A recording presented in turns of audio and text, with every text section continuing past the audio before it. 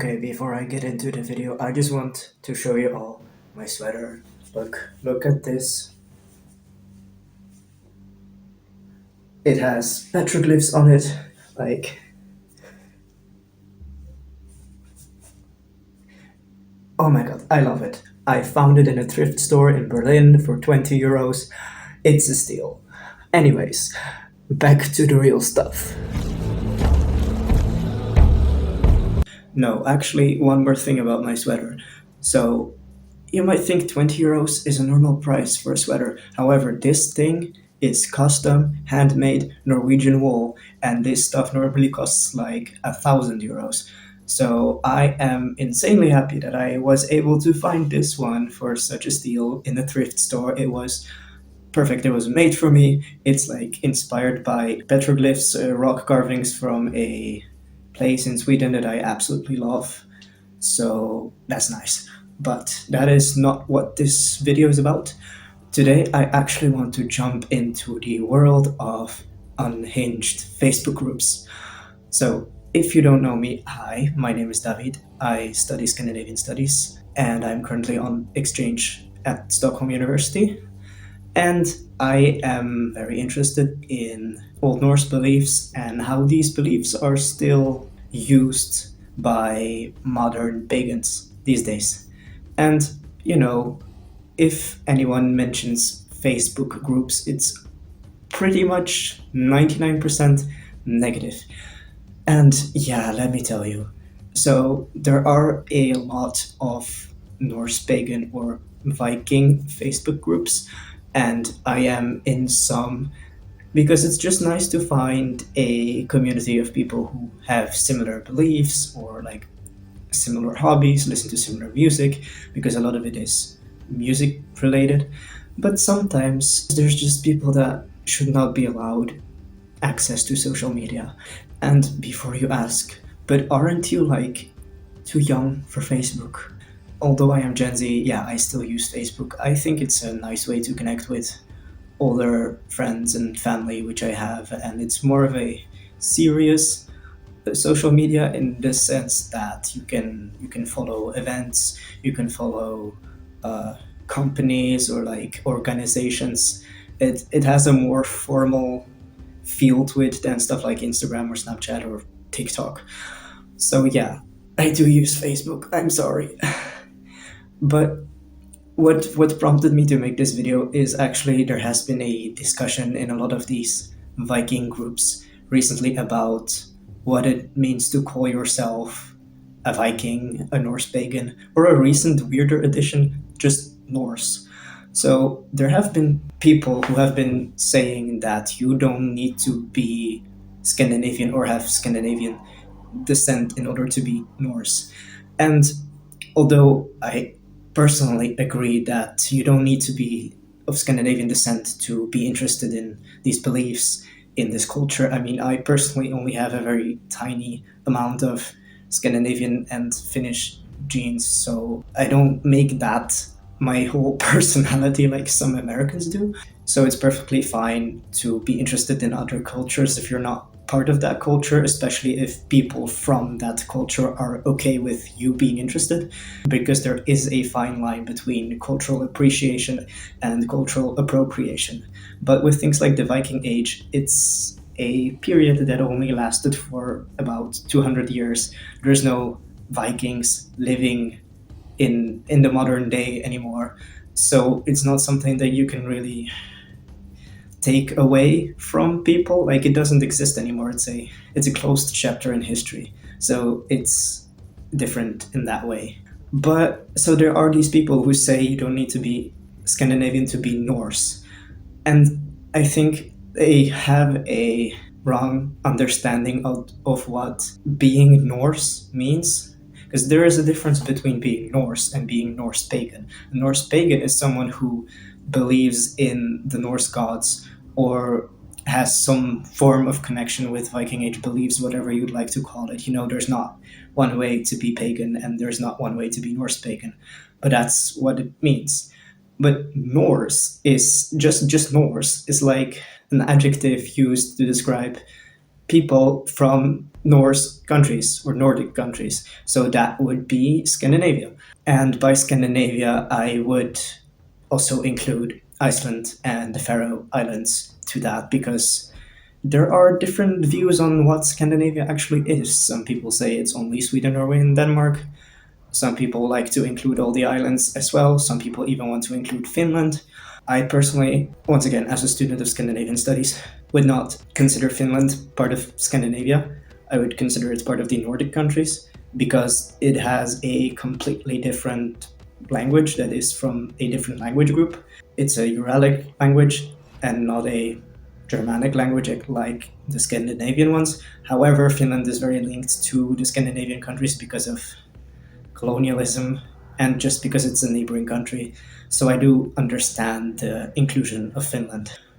But my point is, you cannot really be Norse at this point. Norse, especially in the context of Norse paganism, is generally used with old in front of it, so Old Norse. When you speak about Norse beliefs or Old Norse beliefs, it's about the beliefs from that time period and not now. And even if you were to say that you could be Norse these days, then it still would really mean that you come from a Norse country. So I hate to break it to all these Americans, you cannot be Norse and not have Scandinavian descent. But once again, that does not mean you cannot believe in Norse gods or Norse paganism or whatever. Once again, I am saying this as someone who is educated on Scandinavian stuff. And by no means do I want to gatekeep anything because, I think everyone should be able to be interested in whatever they want. And even if you'd like to call yourself something that's maybe not generally accepted as the word for something, then that's fine. There's people who would call themselves heathen instead of pagan or neo-pagan or something like that, and then there's other people who say no, I don't want to be called like that, and that's fine. But there's a line when you start just being historically inaccurate, like for example people who call themselves Vikings. Like, you cannot be a Viking unless you actually go sail in a boat and go overseas to go plundering, to go settling down in overseas territories, then you are not a Viking. Like, you can be a Viking reenactor. You can say that you practice living history or historical reenactment, like I said, but it still doesn't make you a Viking. I know we have this tendency to see the past as some kind of idealized, glorified way of things that we would like the modern times to be, but we cannot go back to the past. We have developed as a human race up till the point where we are right now. And sure, you can use elements of the past in the present, you can incorporate them. And of course, there are things about modernity. And Jesus, I have been visited by heavenly light. Um,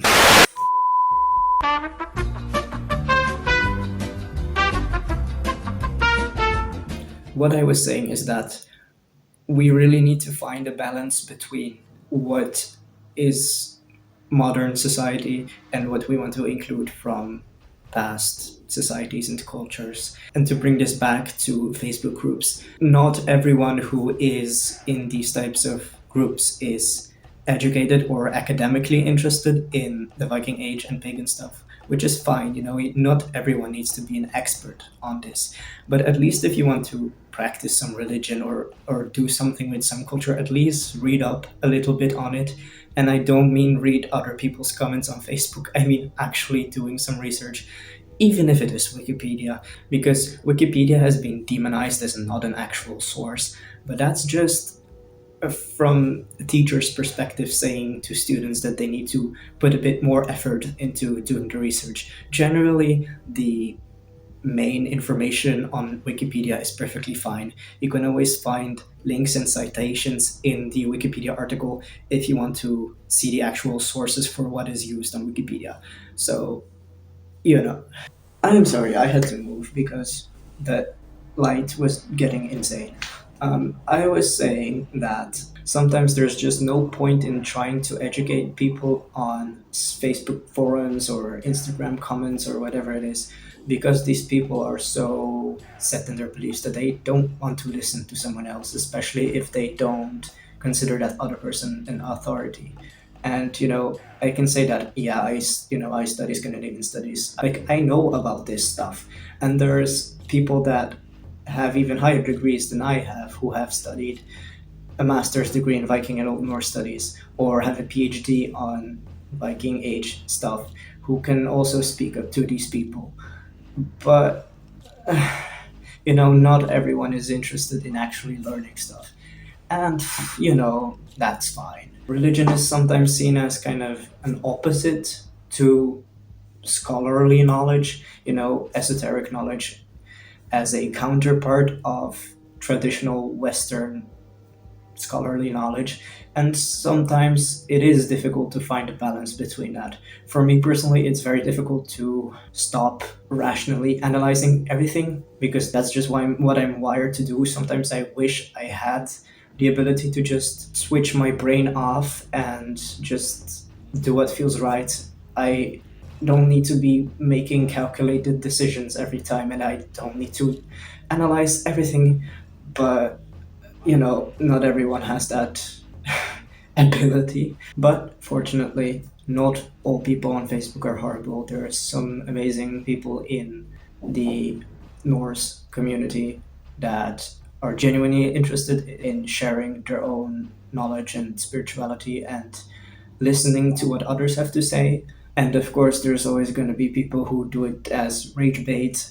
They just say stuff that is considered wrong or controversial to get reactions, which unfortunately works a lot of the time, because then people feel a need to respond to them, to correct them, and that just only gives them more reach and more ways to spread their misinformation.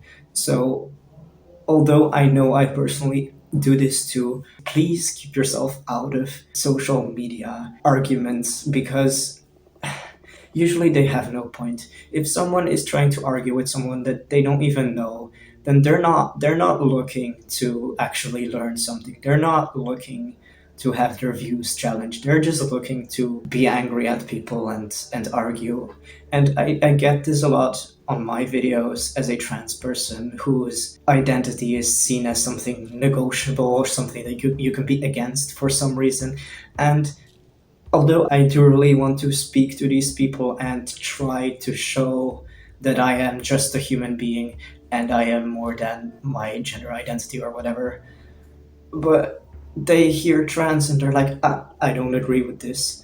And sometimes they really want to listen. Sometimes it's just ignorance. They've never really spoken to a trans person before, or they've never, I don't know, they've never thought about it deeply other than just seeing what other people are saying. But yeah, unfortunately, in most cases, it's just people wanting to bully you. And it's difficult existing online anywhere, honestly, where your beliefs clash with other people's beliefs, whether that is in a pagan context where creators get like deeply religious Christians, for example, in their comments being like, oh, you need to repent, you need to turn to Jesus, and blah blah blah. And the same thing happens to queer people. So the attacks are really coming from all fronts for me. But yeah, as a person existing online, whether that's Facebook, whether that's Instagram, whether that's YouTube, you just need to be aware of the people that are also on these platforms and try to not take everything personally, because honestly, these people don't care about you, so why should you care about them? Okay, well, I know this video was supposed to be about Facebook groups. The subject kind of just left, but that doesn't matter. I hope you enjoyed it anyway. And yeah, thank you for listening as always. Thank you for the love on my last video. I really did not expect it to do so well. And I hope you guys will stick on my channel and see what else I have to say. So yeah, see you next time. Bye bye.